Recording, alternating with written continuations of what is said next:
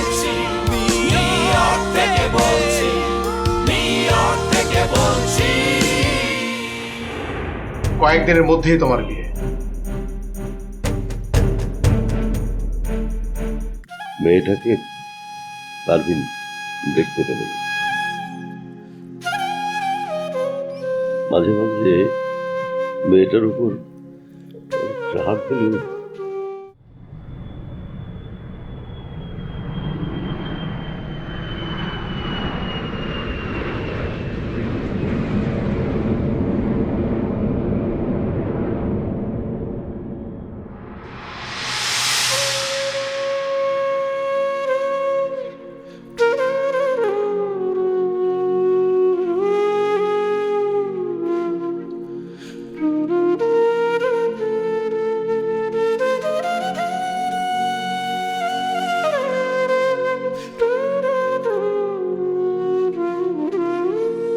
কালকেও তুমি ঠিক এই বিছানাতেই শুয়েছিলে, আমার সাথে কথা বলছিলে, গল্প করছিলে।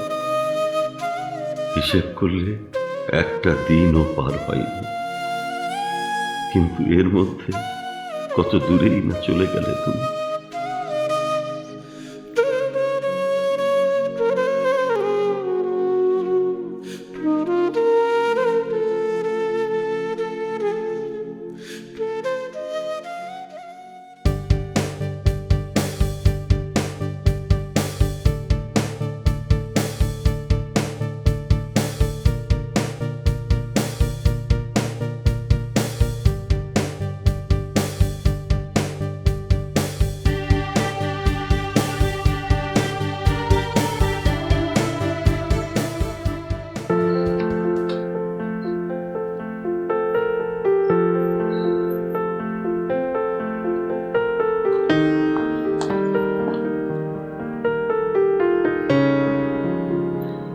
রুস্তম,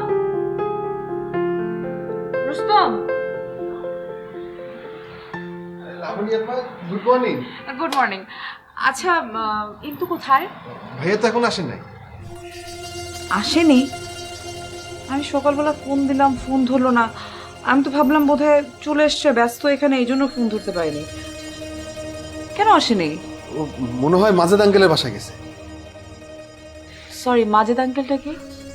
উনি আমাদের একজন কাস্টমার, বড় ভাইয়ের সাথে খুবই খাতির, এখানে রেগুলার আসেন। আজকে মাজেদ আঙ্কেলের ওয়াইফ মানে আন্টি মারা গেছেন তো ভোরে, মনে হয় মাজেদ আঙ্কেলের বাসায় গেছে। আল্লাহ। আচ্ছা, ওই আঙ্কেলের বাসার অ্যাড্রেস কি তোমার কাছে আছে? না, সেটা তো নাই। আচ্ছা, ইন্তুর বাসার অ্যাড্রেস তুমি জানো? জি, সেটা তো জানি। একটু আমাকে দিবে প্লিজ। আপনি এখানে দাঁড়ান, আমি এখনই দিতেছি। আচ্ছা, চা বা কফি কিছু দেবো? না না, কিচ্ছু না। আচ্ছা, ঠিক আছে ঠিক আছে।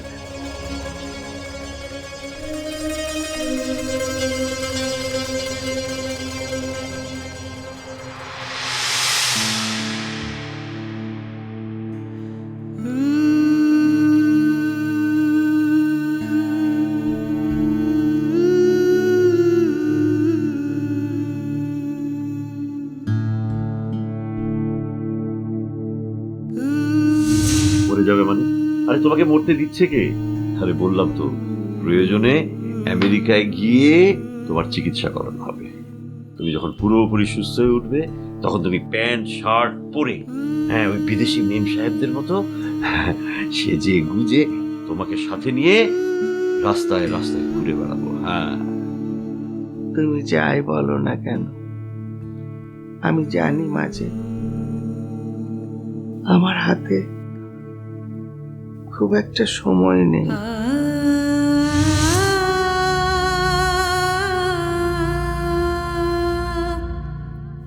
এমন হুট করে কেন চলে গেল? এভাবে একা রেখে কেউ চলে যায় পারবি?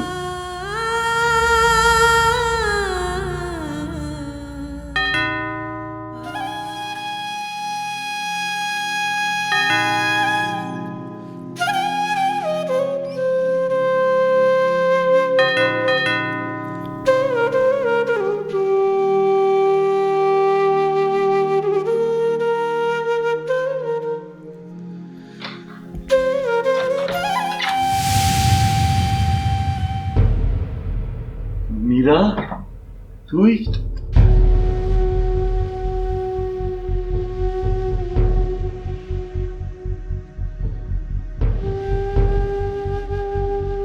কেমন আছো তুমি আব্বা? আর কোনো টেনশন নেই, আমি চলে এসেছি।